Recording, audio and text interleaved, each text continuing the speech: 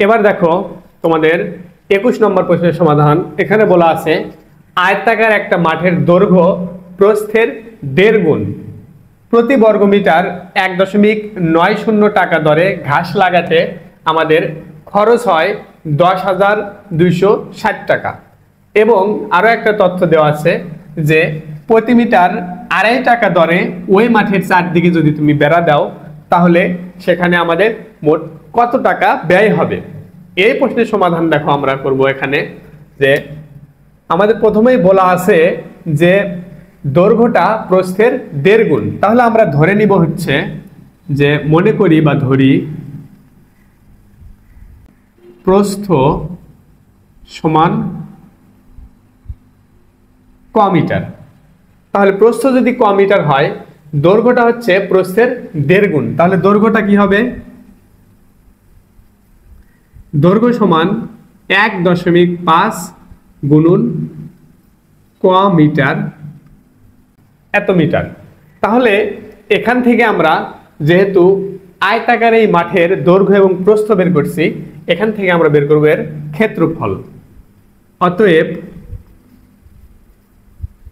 মাঠের ক্ষেত্রফল এটা হবে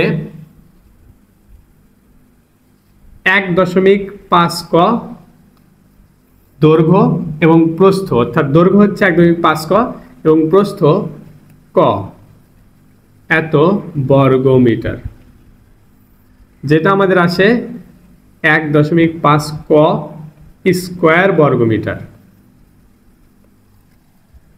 তো এই দৈর্ঘ্য এবং প্রস্থ থেকে আমরা ক্ষেত্রফলটা বের করলাম। সূত্র কি? যে আয়তক্ষেত্রের ক্ষেত্রফল সমান দৈর্ঘ্য গুণ প্রস্থ। ওই সূত্র প্রয়োগ করে আমরা এই আয়তাকার মাঠের ক্ষেত্রফল নির্ণয় করছি। তো এটা আমাদের সম্পূর্ণ আয়তাকার ক্ষেত্রের ওই মাঠের ক্ষেত্রফল।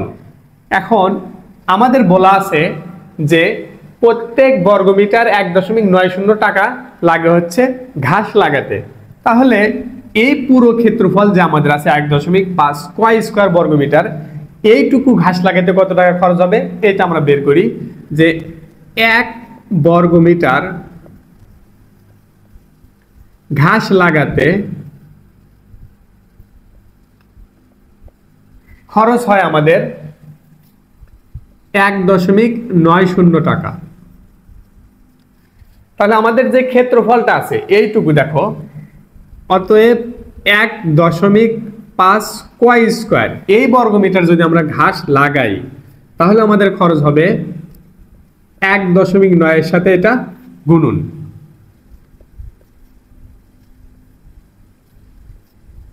এত টাকা। এটা হচ্ছে সম্পূর্ণ আয়তাকার মাঠে যদি তুমি ঘাস লাগাও তার খরচ। দেখো এইটা আবার আমাদের প্রশ্নের মধ্যে দেওয়া আছে যে ঘাস লাগাতে খরচ হয় এই পরিমাণ টাকা। তাহলে আমরা কি বলতে পারি না যে এইটা আমার এই টাকার সমান? তাহলে আমরা বলতে পারি যে প্রশ্ন মতে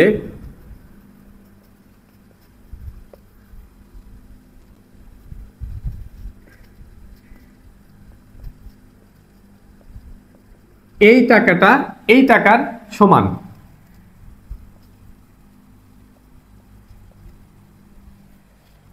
আচ্ছা, এটা হচ্ছে আমাদের।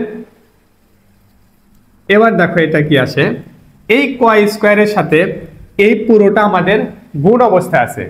এটা যদি ওই পাশে নিয়ে যাই তাহলে কি হবে? অবশ্যই এটা ভাগ হয়ে যাবে। তাহলে দেখো ক স্কয়ার সমান আসে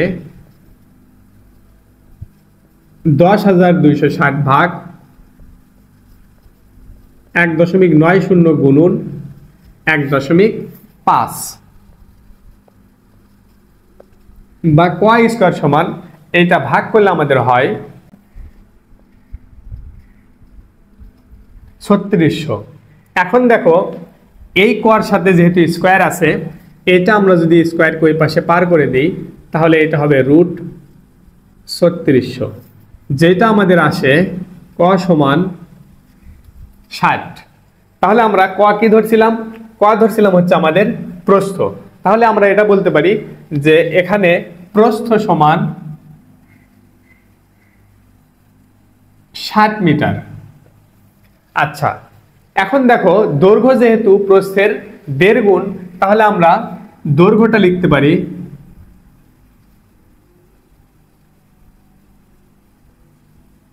60 গুণন 1.5 মিটার, যেটা আমাদের আসে 90 মিটার। আচ্ছা, তাহলে আমরা এখান থেকে আমরা দৈর্ঘ্য এবং প্রস্থ বের করছি এই আয়তাকার মাঠের। তো পরবর্তী অংশে চলো, পরবর্তী অংশে বলছে যে প্রত্যেক মিটার 2.50 টাকা দরে একটা মাঠের চারদিকে, অর্থাৎ ওই মাঠের চারদিকে যদি আমরা বেড়া দেই তাহলে মোট কত ব্যয় হবে।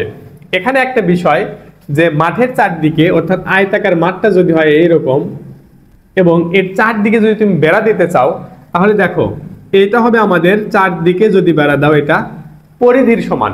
তাহলে আমরা যদি এখান থেকে পরিধিটা নির্ণয় করি তাহলে ওইটাই হবে আমাদের ওই বেড়ার দৈর্ঘ্য। দেখো আমরা জানি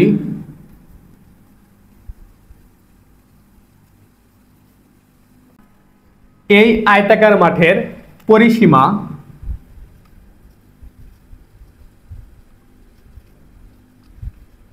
সমান 2 ইন্টু দৈর্ঘ্য যোগ প্রস্থ। এটা আমাদের আসে দৈর্ঘ্য 90 এর সাথে প্রস্থ 60,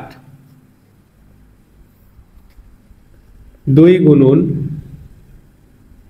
150 অর্থাৎ 300 মিটার। এটা হচ্ছে আমাদের এই আয়তাকার মাঠের পরিসীমা, অর্থাৎ আমরা যে বেড়াটা দিব এই বেড়ার দৈর্ঘ্য।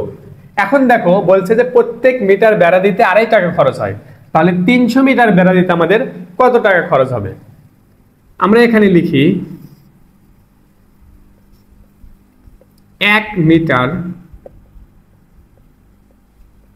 বেড়া দিতে খরচ